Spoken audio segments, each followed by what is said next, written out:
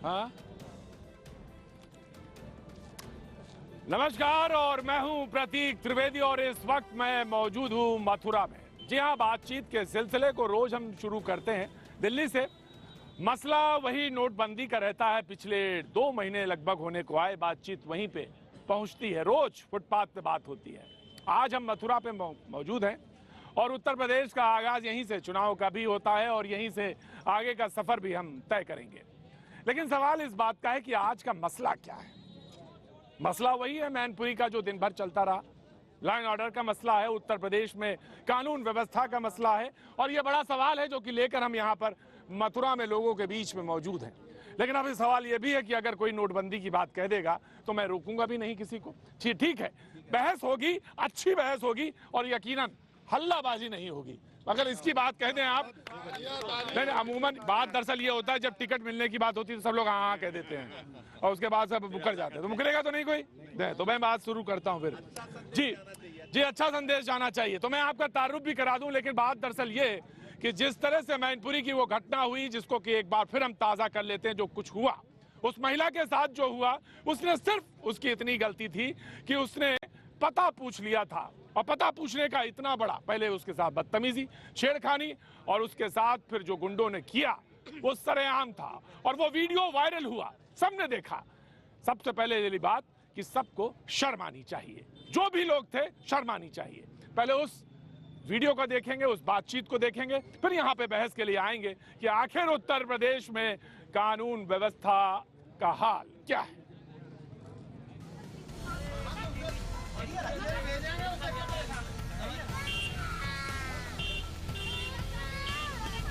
मंगलवार को मैनपुरी में महिला की सरेआम पिटाई पर बीजेपी सियासत के मौके तलाश रही है। स्वाति सिंह के नेतृत्व में बीजेपी का एक दल महिला को इंसाफ दिलाने मैनपुरी पहुंच चुका है। बीजेपी इसे राज्य भर में विरोध प्रदर्शन कर मुद्दा बनाएगी। लेकिन इस महिला के साथ जो हुआ वो सिर्फ सियासत का मुद्दा नहीं है, वो समाज और इंसानियत के शर्मसार होने का मसला है। दर्दनाक घटना है और उससे ज्यादा दर्दनाक और भयावह ये है कि वहां पर आसपास लोग थे जो ये पूरी घटना घटते देख रहे थे और आंख बंद करे खड़े थे। सुनिए अखिलेश राज में घटी ये शर्मनाक दास्तान। मैनपुरी को समाजवादियों का गढ़ कहा जाता है। यहाँ से यादव परिवार का सैफई महज 20 किलोमीटर दूर है। 2014 में जब समाजवादी पार्टी पूरे देश में लोकसभा चुनाव हार रही थी, तब भी यहाँ के लोगों ने मुलायम का साथ नहीं छोड़ा। लेकिन बदले में क्या मिला? सरेआम गुंडागर्दी।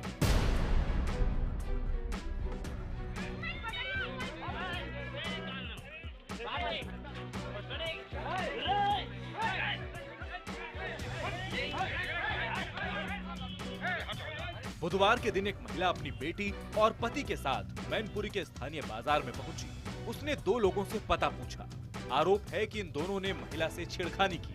विरोध करने पर महिला को लात घूंसों से पीटा। इन गुंडों को न पुलिस का डर है न कानून का खौफ। लाठी से पीटकर इन्होंने महिला का सिर फोड़ दिया। 2 दुकान पूछ रहे थे उस लड़के से, तो उस लड़के ने बोला कि अंदर चलो तो हम तुम्हें बताते हैं। मैंने कहा लैंग्वेज सही से बोलो, बदतमीजी मत बोलो। गुंडे तो बेलगाम है ही, लेकिन आसपास खड़े तमाशबीनों का भी कोई दीन ईमान नहीं है। दिन दहाड़े सरेआम हो रहे इस अत्याचार को दर्जनों लोगों ने देखा। कोई चुपचाप खड़ा है, कोई हाथ बांधकर तमाशा देखने में लगा है, तो कोई वीडियो बना रहा है। एक औरत, उसका पति और उसकी बेटी इन गुंडों से लड़ते रहे, मार खाते रहे। अपराध होता है और कोई भी उस बीच में जाके बीच बचाव नहीं करता। तमाशबीन बन के सब देखते रहते हैं। हमेशा की तरह घटना के बीच जाने के बाद पुलिस पहुंची। पुलिस ने उस महिला से थाने चलकर शिकायत दर्ज करने को कहा, लेकिन लहूलुहान हो चुकी महिला इंसाफ की मांग पर वहीं अड़ी रही। गुंडों की गिरफ्तारी तक उसी जगह पर बने रहने का फैसला किया। महिला ने इंसाफ नहीं मिलने पर खुदकुशी करने की धमकी भी दे डाली।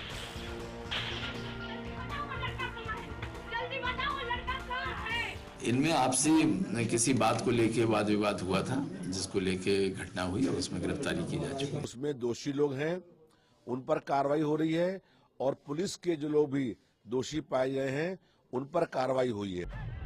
महिला के साथ इस शर्मनाक हरकत का वीडियो वायरल हो चुका है। यूपी को उत्तम प्रदेश बनाने के नारे भी समाजवादी दीवारों पर अब दिखने लगे हैं।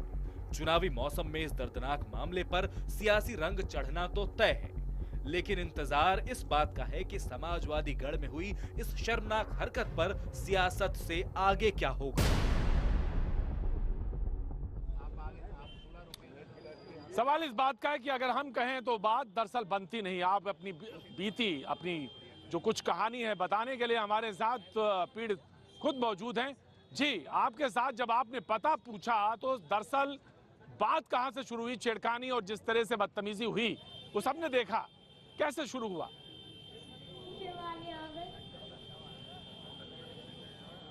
हेलो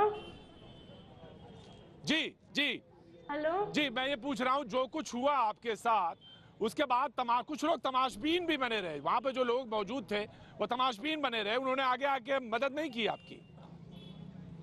नहीं, किसी ने मदद नहीं की। मैं 2 दिन से चिल्ला रही हूँ मेरे घर में ये नहीं है, ये आके डलवाओ, ये करो, कोई नहीं सुनना मेरी बात। और ना ये टीवी पे दिखा रहा है। तुम लोग सब देख रहे हो, मुझे जो भी देख रहे हो, मैं परेशान हूँ, मैं चोट लगी है सर में, तो मुझसे उसकी वजह से मैं सब कुछ भूलने लगी हूँ धीरे धीरे। मुझे कुछ याद नहीं रहता मैं क्या बोलूँगी क्या नहीं बोलूँगी। हाँ, तो उसकी वजह से मैं कह रही हूँ तुम लोगों से कि तुम लोग मेरे सामने आते हो तो मेरी हेल्प करो ना। तुम मुझे डब्बा ले लेके मुझे परेशान करते हो, मैं बीमार हूँ, मैं बीमार हो जाऊंगी। बिल्कुल बिल्कुल, मैं आपकी बात से मुतासिर हूँ, मैं आपकी बात मैं सुन रहा हूँ, लेकिन हम आपको बताएं कि यहाँ पर मैं जिन लोगों के साथ मौजूद हूँ उन लोगों के सामने भी ये, जी मैं समझ सकता हूँ जिसके साथ ये कुछ बीता हो उसके साथ उसकी रातें उसके दिन कैसे बीते होंगे, ये मैं समझ सकता हूँ, शायद सारे लोग अंदाजा लगा सकते हैं। मैं जी 4 दिन से नहीं सोई हूँ, ना खाना खाई हूँ, बच्चों को लेके कैसे रहती हूँ मैं जानती हूँ। मेरी हेल्प करनी है तुम लोगों को, तो मेरे पास आके हेल्प करो। तुम इतना डब्बा लेके आते हो, मैं बोल भी नहीं पाती। पुलिस का जो बर्ताव था आपको लेकर, उसने ज्यादा दुख दिया? लोगों का कहना है कि अगर शायद मलहम लगाया गया होता सबने दुख दिया था पुलिस की तरफ से तो शायद कुछ राहत की बात होती, लेकिन जिस तरह से पुलिस ने बर्ताव किया वो और दुखदायी था। नहीं, दुख तो मुझे सबने दिया, किसी ने ये नहीं दिया मुझे सुख दिया अभी तक, दुख ही दुख दिया है। मगर थोड़ा बहुत सकून हो पुलिस वालों से, क्योंकि पुलिस वालों ने मेरी हेल्प पूरी तरह करी है, ये नहीं कि नहीं करी है, पूरी तरह हेल्प करी है उन बेचारों ने। जब मेरी सुनवाई करी उन्होंने, क्योंकि मैंने बोला कि मैं दिल्ली की हूँ, मैं गाँव की नहीं हूँ, मैं कागज फाड़ दूंगी, तब उन लोगों ने सुनवाई करी। एक नेता अंकल हैं दिल्ली में, वो बहुत अच्छे से जानते हैं मुझे और बात भी करते हैं मुझसे, उन्होंने सबसे बात की, तब इन लोगों ने मेरी सुनवाई की जाके। मगर सुनवाई कैसे कर रहे हो तुम लोग? मुझे घेर के खड़े हो जाते हो, मेरा हाथ उखाड़ते हो, मुझे बात करनी है। जी बिल्कुल बिल्कुल, मैं आपकी बात से सहमत हूँ। जिस तरह के तमाशबीन लोग बने रहे हमारे साथ, यहाँ पर जनता भी मौजूद है, रहनुमा भी मौजूद हैं, कुछ लोग ऐसे हैं जो टिकट के लिए यहाँ पर भी मौजूद हैं जिनको टिकट मिल गया है, कुछ लोग टिकट की लाइन में हैं, कतार में हैं, मैं उनसे भी सवाल पूछूंगा। कुछ लोग ऐसे लोग हैं जो पार्टी से जुड़े हुए हैं, वो भी यहाँ पर मौजूद हैं, और जनता तो यहाँ पर मौजूद है ही है, जो सवालों के जवाब और इनसे बातचीत के सिलसिले को हम जोड़ेंगे। सबसे पहले हम तारुफ कराना चाहेंगे जो लोग हमारे साथ यहाँ पे मौजूद हैं। सबसे पहले हमारे साथ जो दाएं हाथ पे मौजूद हैं राजेश चौधरी जी, कार्यक्रम प्रमुख हैं, भारतीय जनता युवा मोर्चा से हमारे साथ मौजूद हैं। डॉक्टर अशोक अग्रवाल जी मौजूद हैं, महानगर अध्यक्ष हैं, और यहाँ पर हमारे साथ शरीक है समाजवादी पार्टी से, आपका बहुत बहुत स्वागत है डॉक्टर अशोक जी। उन्हीं के साथ अरुण दीक्षित जी भी मौजूद हैं जो कि महासचिव हैं समाजवादी पार्टी से, वो भी मौजूद हैं। आबिद हुसैन साहब हमारे साथ कांग्रेस से मौजूद है, नगर अध्यक्ष हैं कांग्रेस के, हमारे साथ मौजूद हैं। हमारे साथ यहाँ पर कल्याण सिंह जी मौजूद हैं जो कुर्सी पर विराजमान हैं, और वो प्रदेश सचिव हैं पूर्व, वो भी यहाँ पे हमारे साथ। और सबसे बड़ी बात यह है कि जनता मौजूद है। अमूमन ये सवाल होता है कि लोग शुरू कर देते हैं बहस और बातचीत नेताओं पर रख देते हैं, हम यहाँ पे नहीं करते। हम बात दरअसल यहाँ से जनता से शुरू करना चाहते हैं। जो लोग तमाशबीन बने रहते हैं, मैं इनसे पूछूं, इनसे तमाम ऐसे सवाल पूछूं, ये असहज हो जाएं, ये लोग कहें नहीं साहब बिल्कुल बात सही है, हम जिम्मेदार हैं। पहले मैं ये जानना चाहता हूं जनता से कि जनता तमाशबीन क्यों बनी रहती है, क्या डर रहता है? जी मैं आपसे भी जानना चाहता हूँ। पुलिस की डर और दहशत की वजह से। पुलिस का डर और दहशत है, तो आपको मान लगता है कि उत्तर प्रदेश में पुलिस का डर और दहशत है? बिल्कुल, जातिवाद के ऊपर पुलिस बल तैनात रहती है। जातिवाद पर पुलिस बल तैनात रहती है, यहाँ पे पुलिस का डर रहता है। जी पुलिस का तो जो है चल रहा है, अखिलेश जी का कोई दोष नहीं है, अच्छी सरकार है, परंतु ये प्रशासनिक तो चाचा जी का दोष है क्या? अरे और क्या, ये सबकी है। और जो है पुलिस प्रशासन कब तक क्या करेगा, जब लोग जो है सरेराह लूटेंगे करेंगे और खुद पुलिस वाले लूटते हैं। अरे तो भाई ये बताइए, हाँ। चाचा समझे या तो भतीजा समझे, लेकिन किसकी ताकत किसका ये है? जनता जो है इसी उलझन में है कि क्या किया जाए। कौन हमारी जो है सुनेगा, कौन नहीं रहेगा, हमें कोई पता नहीं लग रहा है जनता को। जनता तो बहुत बड़ी चूतिया है। अरे ये कैसी बात कर रहे हैं? अभी कुछ दिन में तो ये बड़े बड़ों को बता देगी कि वो कौन है। अरे बाप रे बाप, अभी कुछ दिनों की बात है, हुजूर सामने आ रहे हैं सारे बात। जी जी हुजूर, बड़ा अच्छा है कुर्ता, बड़ा अच्छा है सदरी। तो क्या तैयारी टिकट लेने की है? नहीं, अभी सिर्फ इंतजार करेंगे अभी आप? नहीं, हम तो इंतजार नहीं, हम टिकट वाले नहीं, हम तो जनता हैं। कभी कभी जनता को पहचानने में थोड़ी सी गलती हो जाती है। जब चुनाव का वक्त हो तो जनता भी पहचान में नहीं आती है हुजूर। जी आप हंसे तो कुछ भी आप हंस लें, आपके ऊपर है, जितना हंसना चाहे। लेकिन जब ब्रेक के बाद हम लौटेंगे तो ये नेता हमारे साथ मौजूद रहेंगे और सवाल उनसे यही होगा कि उत्तर प्रदेश में आखिर क्या हो रहा है।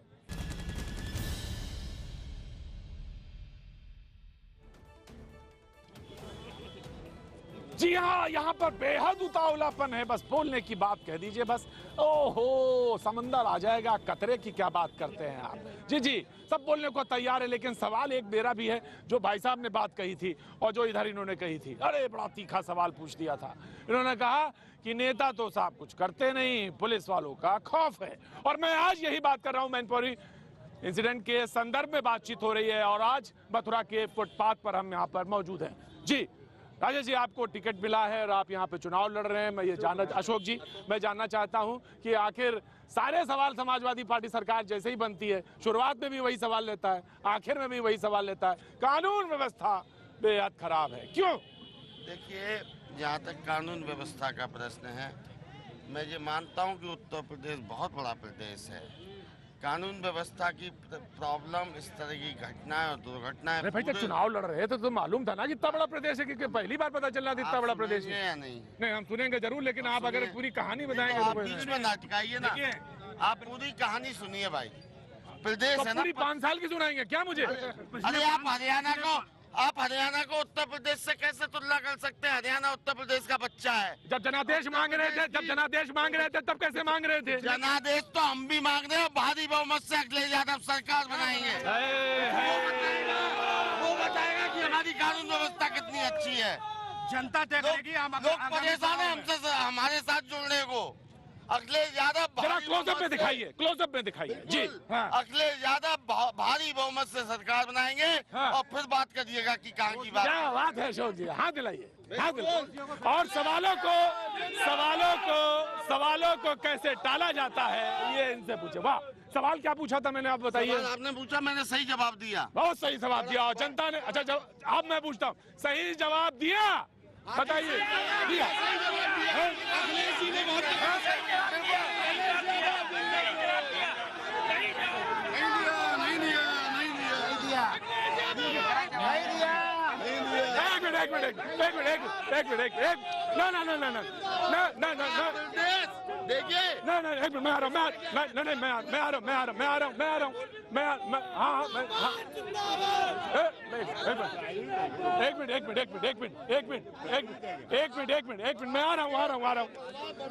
सवाल इस बात का है कि आप वो गलती मत करें जो गलती हो जाती है। आप वो गलती मत करें, हल्ला मत बचाएं। मैं जवाब, हाँ जी जी चाहता हूँ। मैं सीनियर सिटीजन में आता हूँ, एक रिटायर्ड पेंशनर हूँ। हाँ। मैं 45 दिनों के अंदर सिर्फ 1 दिन सीनियर सिटीजन वालों को दिया गया। हाँ। उसमें भी इतनी बड़ी लाइन। अच्छा, नोटबंदी जी। और मैं डिस्पेजल मतलब टांग से लाचार हूँ। अच्छा, मैं नोटबंदी पे आऊंगा बाबूजी, मैं आऊंगा, मैं पेंशनर का ध्यान रखूंगा। मैं आपको आखिरी हिस्से में नोटबंदी पे बात कर लूंगा। मैं 100% बात कर लूंगा बाबूजी, बात आपका। लेकिन जो सवाल इधर किया था, मैं ये सवाल जानना चाहता हूं आपसे कि आखिर इन्होंने कहा कि कानून व्यवस्था सबसे अव्वल नहीं, ये सवाल ही नहीं उठता। और जो ये सवाल उठाते हैं वो दरअसल गलत सवाल उठाते हैं। प्रदेश में कानून व्यवस्था सबसे अच्छी है। क्यों बाबूजी? बिल्कुल ठीक है, गलत है। उत्तर प्रदेश में कानून नाम की चीज ही नहीं है। पिछले दोषियों को दंडित किया जाता है, यहाँ पर अपराध नहीं होते। उत्तर प्रदेश में जिस समय अखिलेश यादव मुख्यमंत्री बने थे, बड़े बड़े सपने लोगों ने देखे थे। पर पूरे 4.5 साल के अंदर बर्बाद करके रख दिया उत्तर प्रदेश को। व्यापारी को बर्बाद कर दिया है, किसान को कंगाल कर दिया है, मजदूर को मार के रख दिया है। आप देख रहे हो किस तरह से किसनी के अंदर घटना हुई, एक संभ्रांत परिवार रोड पे जा रहा है, उसको किस तरह से मारा गया। और तो और इससे दुर्भाग्यशाली क्या हो सकता है कि उत्तर प्रदेश के मुख्यमंत्री के दरवाजे के सामने बलात्कार होता है और बलात्कार करने के बाद उसकी नग्न देह को मुख्यमंत्री के गेट के सामने टांग जाते हैं और आज तक अपराधियों की नहीं पकड़ है। मैं आऊंगा, मैं जरूर आऊंगा भैया, मैं जरूर आऊंगा। मुझे मालूम है चुनाव का वक्त है, आना पड़ेगा मुझे, मेरी मजबूरी में आऊंगा आपके पास, लेकिन थोड़ा सा धैर्य रखिए। मेरा भी एक काम होता है जिसको कहते हैं ब्रेक लेना, तो मैं ब्रेक ले लेता हूं, मैं तुरंत आऊंगा, पर थोड़ा धैर्य रखिए, बस मुस्कुराते रहिए। और ये तो उत्तर प्रदेश है, मुंह में पान धीरे धीरे चबाते रहिए।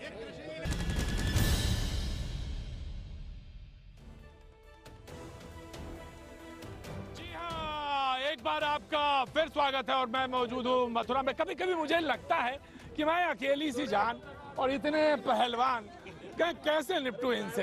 समझिए, तो आप पूछ सकते फिर भाई निकले क्यों थे, ये तो उत्तर प्रदेश है। तो साहब बिहार भी हो आया, बंगाल भी हो आया, अभी तो उत्तर प्रदेश की परीक्षा बाकी है, मुझे मालूम है, मुझे देनी है।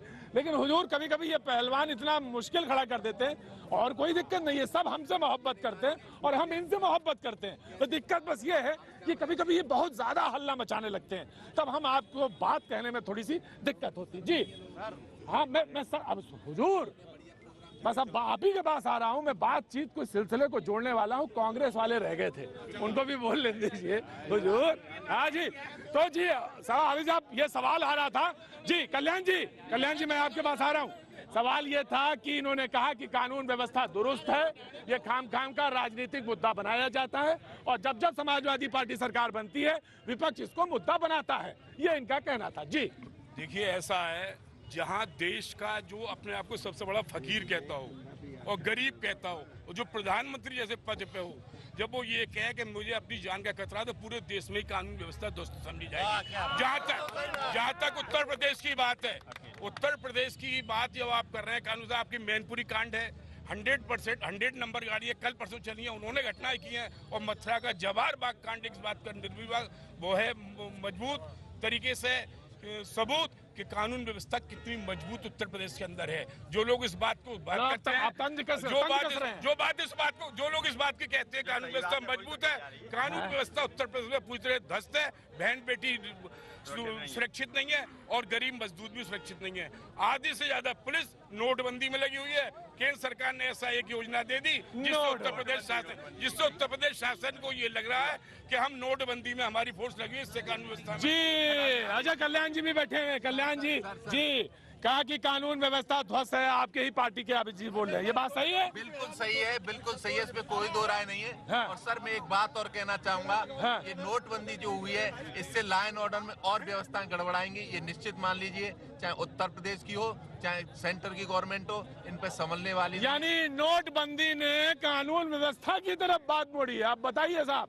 नोटबंदी के साथ तो देश की जनता की, गरीब की, किसान की, मजदूर की भावना जुड़ी हुई है। लाइन में 3 घंटे व्यक्ति लग रहा है।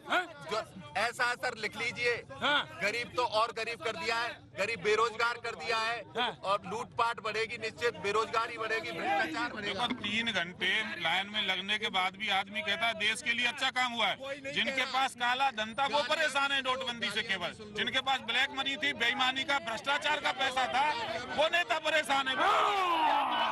जनता महेश शाह जो है गुजरात में, महेश शाह और उनका 13,860 करोड़ रुपए आज मीडिया में नहीं है, किसी प्रिंट मीडिया में नहीं है, किसी इलेक्ट्रॉनिक मीडिया में नहीं है, और वो अमित शाह का रिश्तेदार 13,860 करोड़ रुपए का मोदी समाजवादी पार्टी के लोग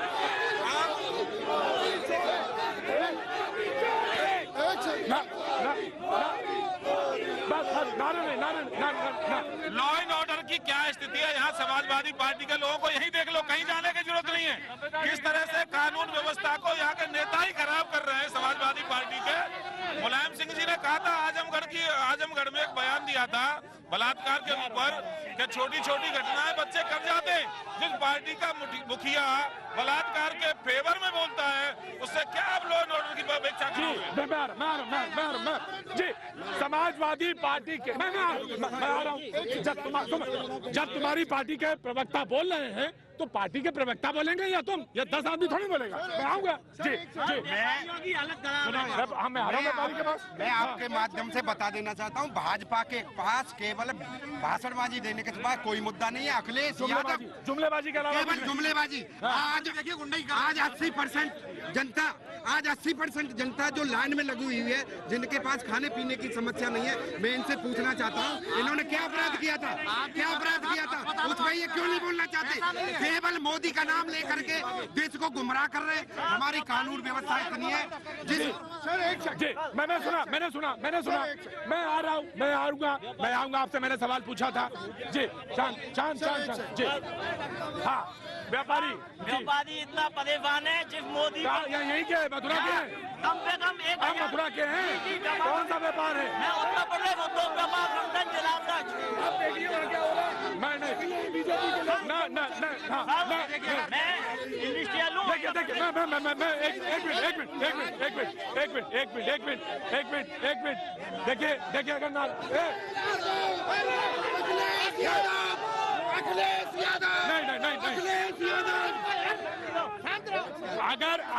अगर सब यही करना है, अगर नारे लगाने हैं तो मैं कैमरा बंद कर लेता हूं।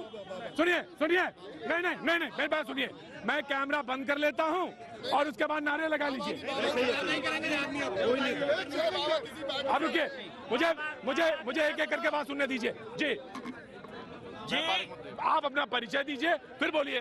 मैं शैलेंद्र वर्मा, जिलाध्यक्ष उद्योग व्यापार संगठन मथुरा।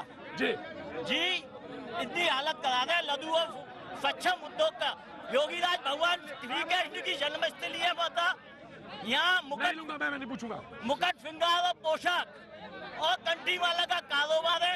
आज कम से कम हिंदू मुस्लिम दोनों मिलकर इस कारोबार को करते हैं। इतनी बुरी स्थिति है कि रोटी को मोहताज है आपकी भुखमरी के कागज पे। मोदी जी ने अच्छे दिन का सपना दिखा के ये तोहफा दिया है गरीब जनता के लिए। जी अच्छे दिन का सपना दिखाया था आपने, और जो कंठी माला बेचते थे मथुरा में वो भी परेशान हो गए। अच्छे दिन का सपना दिखाया था पर बुरे दिन आए बेईमानों के, भ्रष्टाचारियों के, कालाधन रखने वालों के। प्रधानमंत्री ने कहा कि 50 दिन का हमें समय दीजिए, 50 दिन के बाद सारी स्थिति सामान्य होगी, और लगातार सामान्य की ओर बढ़ रहे हैं। किस तरह से काला धन रोज निकल के आ रहा है, रोज पुलिस छापे मार रही है। केवल उन लोगों को प्रॉब्लम हो रही है जिनके नेता गड़बड़ा रहे हैं, वो कैमरे के सामने आकर नहीं बोलना चाहिए।